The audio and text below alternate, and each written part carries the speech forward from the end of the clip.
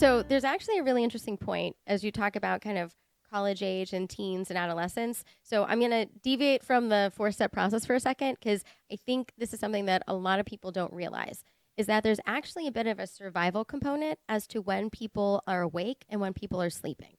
What I mean by that is if you think for centuries, who were the individuals in the communities that were the protectors? Younger. It was usually the young, so they would hit puberty and then like the 12 to 14-year-olds and kind of from that time to the early 20s. And so they were the ones that were the hunters and the gatherers and the protectors.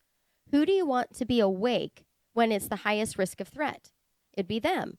So why do you think your teens can't go to bed until 11, midnight, 1 in the morning? It's because their body is designed, their circadian rhythm is designed that once they hit that puberty stage, for them to be awake when it's darkest outside, because that's when there was the highest risk of attack and threat.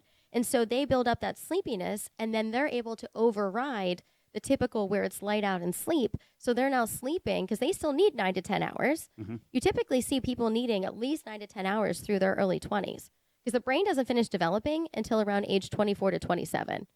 And for your entertainment, the last parts that develop are judgment, decision-making, and impulse control. Shocking. So I'll leave that there. But the idea behind it is so we wanted them to be awake. But then as we got older, then we started to get tired earlier and earlier so that the young and the older are sleeping, we'll say more mature, are sleeping when that group is awake. So then they wake up 2, 3, 4 in the morning so they can protect while now that group is sleeping and the sun is starting to come up. It's easier to see threats around.